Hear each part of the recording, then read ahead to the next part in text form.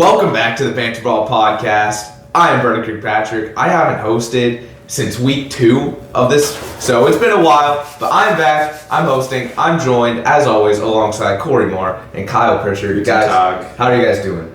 I'm doing good. I haven't analyzed since like week. I haven't. No, so we've been week 2 or 3. I've been doing most of the same thing for a while. Yeah, we've had a couple of weird weeks. You know, we had the holiday special 2 weeks ago. We had Andrew Caney come on last week. Shout out to Andrew. You were awesome on the show. But we're back to pretty much the normal setup. Last time in person for a while. Yep. So we got some exciting things coming up. But yeah, we do. We are gonna go on a normal format. We will be back to normal for a little bit. But it's been 7 weeks already since we've been doing this. Almost 2 whole months of Banter Ball. That's kind of impressive if you ask me. I don't know about you guys, but thank you for all the support you've shown so far. And this 2024, we're going to the moon this year. 2024. Anyways, but with all that being said, as Korey drops it, racer. I am so excited to not be in person in this bourbon hut you call a basement. This is great. This is kind of neat. This is a really nice setup. Really nice setup. But anyways, I think it's time to start bantering on some ball. You guys ready? Yeah, you ready? You don't have your timer set up. My timer is on my phone right now. Nice. Can I have your phone? That's yeah. You sure can. I'm just saying. You're like, are you guys ready? I'm like, I am. That doesn't seem like you are. Doesn't seem like you're That ready. was kind of a lapse in my judgment right now. Anyways, tactical error. A little bit of a tactical error. Anyways, I'm going to start the 25 minutes right after I ask the first question. Guys, it's about my Buffalo Bills. The Bills have everything to gain or lose this week against the Dolphins. What do they need to do to lock up the AFC East in the 2 seed? Start now. All right. Korey is done. He has an answer. Let's see, Kyle. That is some terrible handwriting. Oh, wow. All right. Bit of a different answers. Let's see here. Korey, I will let you go first. Start now. Okay, that was the wrong timer, but I'll take 30 seconds. Kyle and I's answer is pretty similar. I said we need to go back to week 4 for the Bills, meaning Josh Allen needs to be throwing more and Stephon Diggs needs to be taking more receptions. They've been doing what they can right now with their improved defense to win games and stuff, but if they want to succeed in the playoffs, they need to go back to what their identity has been these past few seasons where they've been getting a little bit of success, and I think that's their best formula if they want to win this game and go further and keep winning. All right. Good answer, Korey. Kyle, I will start the right timer this time. All right, awesome. So literally, most of what Korey just said are in my notes for this answer. I said get back to consistency on offense because the last month or so they have not done much. Aside from the running game has been very good, but the defense they've heavily relied on. You know, we had the game last week against New England where they had to rely on Zappy throwing 3 bad picks, and one of them being a pick 6. Which was ended up being the difference makers because that was a 6-point game. Back to week 4, Josh Allen against the Dolphins scored 48 points and 3 touchdowns to Stephon Diggs. So I agree with Korey. Got to get back on that level. Exactly. You think that's going fully toward the Josh Allen they're like the passing game is specific. Exactly, because week 4 he went 21 for 25, 4 touchdowns. Then Stephon Diggs caught 6 receptions for 120 yards. Can I ask, what do you think's gone wrong for them since week 4? Because they really haven't been the same team ever since they beat them. Poor decision making, I would say. Yeah. Because did you see that play when, I forget exactly, when Josh Allen was running, he tried to pitch it to someone and it fell out somewhere, and it's like, what do you do? You gotta be smart. Especially come playoff time. It doesn't look like Josh Allen is playing good football right now, and it's okay because they're winning games. But if they want to succeed in the playoffs, they need to be doing better. All right, we agree. All right, you guys agree on that. Let me reset the timer here. Let me jump around a little bit. Let's stick with the NFL, and let's see if you guys did research on this. I had a speed round here, but I kind of want to ask it. Who is your pick to be NFL MVP? We should agree. You should agree. But let's just see what you guys are doing here. You got that. All right, 1 minute. Talk it out. Yeah, we both said Lamar Jackson. Very obviously, I think this has definitely been a season where it took a while for that to happen for a true MVP candidate to kind of cement himself. Yeah, there was like a Brock Purdy discussion. The Brock Purdy discussion, Christian McCaffrey discussion we had earlier, but Lamar Jackson, absolutely. 100%. Absolutely 100%. Had a perfect passer rating against Dolphins last week. Had a great week. Had a great game against the Niners the week prior against a very, very good Niners team in San Francisco. And they've already clinched the number 1 seed. No, absolutely. And I remember back to a few weeks ago whenever we were doing the Christmas episode, and you were saying that the Ravens were the second best team in the league, and you were saying because of Lamar Jackson, I was like, but they have their whole team hinged on The whole Lamar defense Jackson. around them is very, very good. The fact that the team is basically hinged on him, and he's doing this well, and the team is doing this well, and now I'm probably agreeing with you, they're probably the second best team in the league. 100%. I think they're the best team in the league. MVP. Yeah, I would say they're the best team right now. Above San Francisco. Definitely I'm just the top saying, team. they're up there. Yeah, for sure. All right, well, that is 2 agreements now. Let's keep rolling right along. We're going to get into a generic sports question here. What league has the best playoff structure out of the Big Four? 30 seconds. Give me a moment here. There's a right answer, Kyle. And if you don't agree, then we're not going to agree. All right, you guys do agree. Hang on, I have a bit of a... He's got a... Oh, he doesn't like the plan. Oh, okay. All right. That's well, you guys, I'll agree to that. A minute. Yeah. Discuss. I want to hear what do you like about the plan? So I'm not a big fan of the play-in because I think it kind of de-incentivizes when you're in that range of like 7 to 10, maybe like an 11 or 12 seed, the last week or two into the season. Once you're there, you're kind of like, okay, It also de-incentivizes tanking, though. Like, if you're in the, 10-11 area, those last couple weeks, you're not going to tank if you know you can make a playing spot. I would rather not have tanking than not have... Sure. Yeah. I think, honestly, at the end of the day, aside from the playoffs for the MLB, they expanded recently, I think less is more in the playoffs. I think... there should only be a certain amount of teams that make the playoffs. The thing about the NBA playoffs that I love is that there's no divisions involved in the playoffs. Absolutely, I totally agree. And I understand why that's the case in the NFL, because the NFL is winning the games, they can't play everyone. Yeah. But every other league, there is absolutely no reason why if I'm beating you in the regular season and have more wins than you, then I shouldn't. And it also the 1v8, 2v7 sort of thing. Exactly. It's just straightforward. It just makes sense. Yeah, and it gives the higher teams that do better in the season more of an advantage. Yeah. All right. Be great. 3 for 3, baby. 3 for 3. Yeah. All right. And let's move on to Big Kyle. You mentioned MLB in your answer over here. Let's go to the MLB. What MLB team needs to be more active this offseason? I actually had a pretty okay answer for this, I want to say. Okay. All right. You guys have different answers.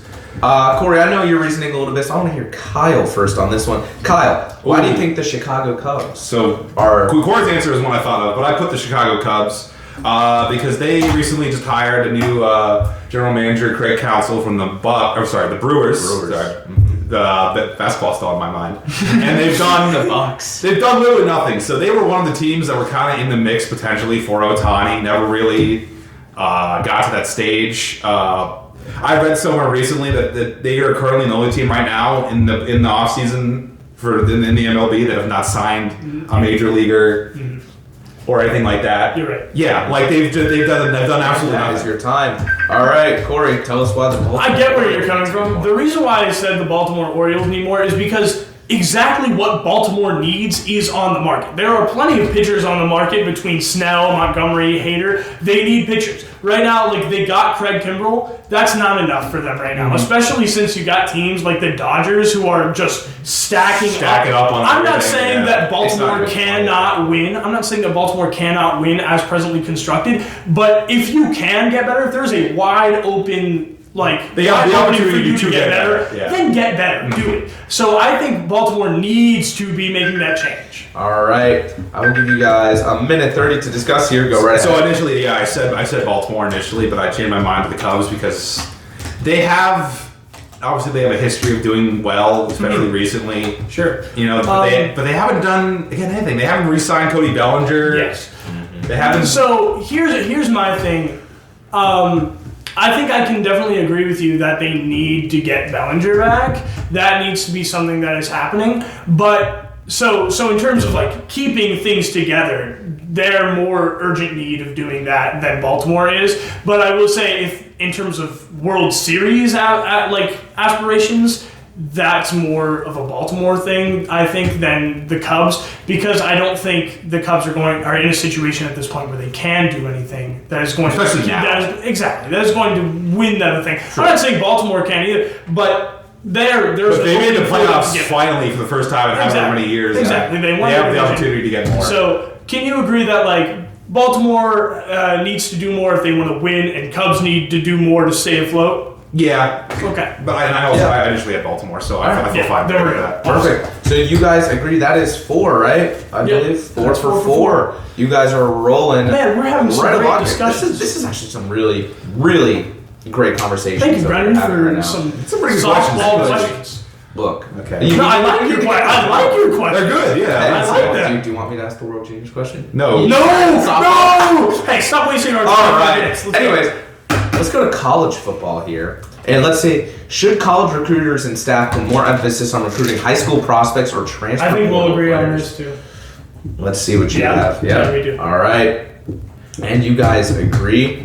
The transfer portal. The transfer portal. 1 minute. Out. Yeah. More and more players are entering the transfer portal. Now more than ever, absolutely. Exactly. There are so many players. It's because of NIL, it's because of everything else. I think a pretty big point for this is that the 3 quarterbacks in the Heisman race this year were all transfers. Mm-hmm. Yeah. I mean, we're seeing transfers shine. And the other thing is inherently about college football is that if you're getting a player, you're not getting them for a long term. It's not like let's get this high school player and then build around them for the next few years. You're getting a rental. Most of the teams that are good in college football, they can change like that. Yeah. Like it's all about the talent right then and right there. I'm not a fan you're of getting it, more of it exactly, and you're getting more of that in the transfer portal than you are from high school. It's just almost like the NFL at this point, where it's like you're getting a guy you know can do well at any sort of level. And that is different to some degrees in like college basketball and other sports, but college football, 100% transfer portal. Yeah. All right. Unfortunately. You guys are 5 for 5. We are rolling right along here. Anyways, this one you might disagree. We'll see though. I want to know who your dark horse NBA champion is. Okay. Here we go. I know Corey's answer. All right, let's see. Let's see what you guys disagree.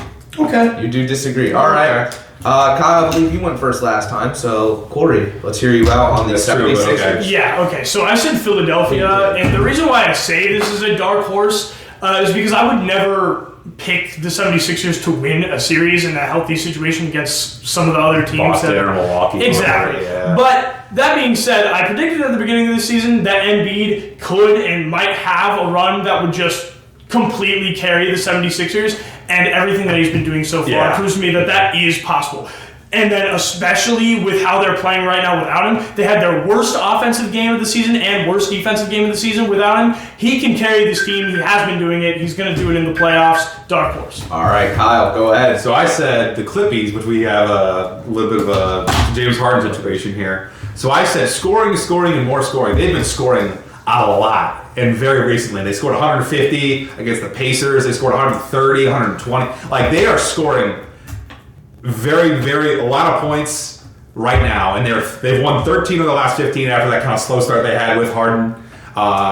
They currently have the second best offensive rating in the West, only behind the Thunder. They're currently in the middle of the road defensively, about 13 of 14, 15. But honestly, that's not that big of a problem if your offensive output is that big. Yep. Well, you say second best in the West. They're 8th in the league in their offensive rating. Philadelphia is 4. There you go. And the huge reason for that is Joel Embiid. And I think I would be shocked if the 76ers won a championship with just Joel Embiid being Joel Embiid, but I think it can happen, which is why I totally say them as a dark horse pick, because I think if the Clippers stay on their upward trajectory, that's not really a dark horse pick to me. I think the 76ers could enter the playoffs as not contenders and still win because of Joel Embiid. I think the Clippers just have a history of just maybe getting there, but never Injuries. really. Yeah. Injuries that hold back. But now more than ever, they have 3 guys. They have Harden, Paul George, and Kawhi that they could all score 30 a night. Sure. Yeah. And in a regular situation, you would pick that team to win over just one player. Over just Joel Embiid. 1.5 players because you also have Tyrese Maxey. Yeah. So I mean, I would be more surprised if Philadelphia won the I championship. disagree. Really? Okay. I'd be more surprised if these Clippers had. You guys got 20 seconds here. Anything of note. When Reaching the Clippers had agreement. anything of note. What do you mean the Clippers don't have anything? No, they have 4 superstar players on their team. I'm saying. What are you talking I'm saying within the last 20 years. What have the 76ers done? The 76ers were tank city for a while. They were did. trusted the process, and now the process is literally just Joel It went to Embiid. the finals in 2001. And that is your 2001. That's More recently than the Clippers. oh man. All right, you guys did not reach an agreement. I'm just saying the Sixers. It would not surprise me if the Sixers won. That was It would surprise me, but I think they could. I think it would be more surprising if the Clippers won. That's just what I think. all right. We kind of Well, flipped that question on its head. We did, but- it wasn't even like, oh, this team will win. It was this team is less likely to win. That's how we know. That's how the dark horse is. Exactly. All right, you guys did not reach an agreement, which means you are 5 for 6 now. Anyways, let's keep it in the NBA. I know you guys loved researching this question. What NBA team has the best jerseys? Okay. Uh, Wait, first can we put one answer or? one answer. One answer. You can't put your 3 that you were thinking. This is really It's gotta- funny. you gotta because- have a one. This is really funny because I just dogged them out, but I gotta put them. All right. All right. So you guys disagree again, Kyle. You have the floor. Tell So us. I just talked about how much I'm counting against the Sixers right now, but I think looking at not like the special ones like these, I think looking at the standard jerseys like these across the league, there's nothing better than blue, red, and white. Again, this is a subjective thing, but personally, It is super subjective. yeah. But personally, I don't think you can do wrong with those colors. I think the red jerseys are great too. I think the standard blues and the standard whites, you can't go wrong. I think. I've seen old pictures right here. The old retro reds. I think they're That's great. It's a pretty solid. Great logo. solid red and blue color I think right they- here. It's only So, best. Not so bad. for me, I said Charlotte, and the main reason why is because what I love about a jersey is I like bright colors, because that's just me. I like bright colors, and I like patterns. Simple, but patterns. I don't like just one solid color. The thing about Philadelphia is Philadelphia does have that little bit of a pattern with their like stars on the side, but the fact that Charlotte has really dove into that pinstripe look and that like bright like turquoisey like. Oh, you know what? You know, it just looks so nice for me, and I think you need that balance. Oh yes, Brennan. This one? Look at that jersey. Yeah, that one right You need there. that balance of simplicity and also popping out at you, and I think I'll Charlotte. tell has you what. that. I'm a big fan of pinstripes on any Yeah. jersey ever. Can we agree that pinstripes are cool? like They are really cool. Those are better though. Hang on, these older ones with those the, are great. But I'm just saying, can that be our agreement? Do you accept that, Brennan? That we're like Pins and one of the like coolest things about a pinstripes. jersey. About Pinstripes. any sport. ever is pinstripes. Baseball Yankees. nails. Baseball nails pinstripes. Absolutely. They do. All right, we agree on pinstripes. I do, and you know what? I'm actually a very big fan of teal. Yeah, yeah. So I'm fine with that. All right. And I also like the agreement? Sixers jerseys too. Fair, I do like them. All right. You guys reached an agreement. That is 6, I believe. Pinstripes. I do like. As we move on here, let's go to another generic sports question. What league do you think is the toughest to go pro in? I remember my answer for this. Ooh, okay. Oh, we agree. Oh, you agree? Yep. I thought one of you was going to say NBA for sure. Because But technically, statistically, it is Go the ahead. NBA. Like, it is the hardest to get into. The reason why I said NFL, and I'm sure you're probably on a similar length as me, like wavelength as me, is injuries. Yeah. It's- Yeah. Absolutely. It's really a tough thing. And the fact that it can flip, one injury can flip an entire trajectory. I think RG3. I think Luke Kuechly. I think Bo Jackson. Exactly. And I have a statistic here, if I can find it. It's the same one I have.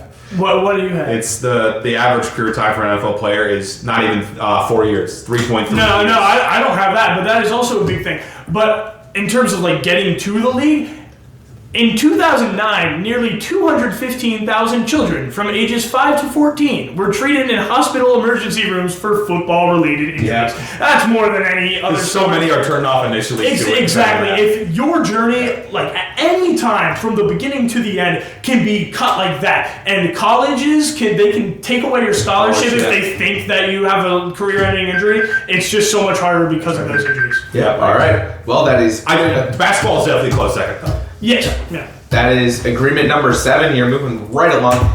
Maybe the last question. No, we got so much more time. I know got so much more time. We'll see how long it takes. But speaking of injuries, let's go to another NFL-related question here. And what is the biggest factor people should consider when choosing your NFL Comeback Player of the Year? There's a bit of controversy around it this year. I forgot about this. Should it be Joe Flacco? I forgot. There are a lot of people that are disagreeing about this, so let's see what you two have to say. I kind of put 2 different answers. No way! You wrote the exact same thing as me. God. The very first thing I put was storyline. Literally the exact same thing. I had 2 different answers depending on what I felt today. I put either storyline or stats. So those are completely different. I understand that, but those are completely different. Additionally, so the reason why I said storyline is because the Comeback Player of the Year award is the only NFL award that there's not really clear guidelines for. Yeah. And if you're looking at that fully from a statistics lens, then you're not really going to be getting the essence of the award. Because the ballot itself says it shows perseverance and overcoming adversity in the form of not being in the NFL the previous year, a severe injury, or simply poor performance. I think we're thinking of the same person, are we? Well, yes. So, I mean, I'm just saying, in general, you got to look at the storyline. Like, this is a subjective award. Yeah. Whatever one makes Especially compared to all the other awards in the NFL. Exactly. And I think voters need to buy into that because right now there are definitely voters who are just trying to look at that from an objective lens. I think if you're going objective, vote Baker Mayfield, but obviously storyline, I would vote DeMar Hamlin. Yeah. No Joe Flacco. Well, Joe Flacco is also a good one, but I said DeMar Hamlin. Okay. All right. I see both your points. I agree with that. And let's move on. We just have a lot of football questions left here. But we can go generic here. And what is one sports moment you are looking forward to seeing in 2024? I do not remember writing this, but I have an answer. All right. As we'll wait to see what they have. Okay. Ooh. This is basically the same. Oh, you said I thought that was baseball for a second. Is that baseball or That's basketball. That's basketball. All right. No. Yeah. Yeah, I'll give you an agreement with that. You know what? I like this year more than ever. I'm very excited. I'm actually so excited. There's so many different teams. Yeah. There's so many different teams. Like people were saying that Boston Thunder game like last week could be a finals preview, and That would be awesome. And I'm like, you're right. It could be the Thunder. The Thunder on the second seed and the Timberwolves on the first seed. Exactly. And I don't know if Brennan's gonna ask it, but we have a question about Rookie of the Year.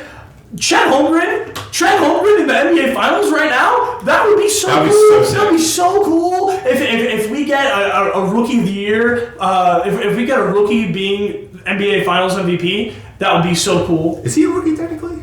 Yes. Because he didn't play last year. I guess, yeah. But so if we have like Chet Holmgren winning NBA Finals MVP, pulling a Magic Johnson, that'd be awesome. That would be so cool. It's not just the Lakers. It's not just it's so many different teams. I didn't say this as my dark horse. Sacramento, they're a really nice team. I want to watch them in the playoffs too. And the Rockets are going to make the playoffs. The Rockets are doing pretty well. I'm so excited. I think they're 7th or 8th right now, right? They're 8 right now. Yeah. This is going to be the first time in years that I'm pretty sure all 3 of our teams are actually going to make the playoffs. Exactly. No, I wouldn't say anything about I was going to say Indiana. They have to hold out for the Pacers. We're on a 5-game winning streak. We are 5. We have 9 agreements right now. You are.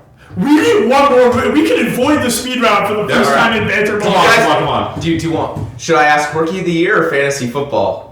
Now that's the question. Both are weird questions. Both are kind of weird. Well, it's actually, Rookie of the Year one is very simple. Dude, you know what? Okay. I want you guys to reach an agreement on not an easy question. So, what is the best spot to draft from in fantasy football? This is why I wanted over this. All right. I put a raise. All right. Okay, so get out. What do you mean? We're getting 35 seconds. We gotta go. 35. I'll go first. So I put a range of 9 to 12. I'm assuming this is a 12-man league in this situation. And snake draft too. Yes. Okay. That's why I put snake. That's why I put 9 to 12 because I'm thinking you're not getting the hotcakes guys, the guys that are fresh out the oven, the guys that are are going to do well, hopefully. But you're going to get 2 guys that are pretty damn consistent, pretty quick. Mm-hmm. Which is why I put the 9 to 12 range.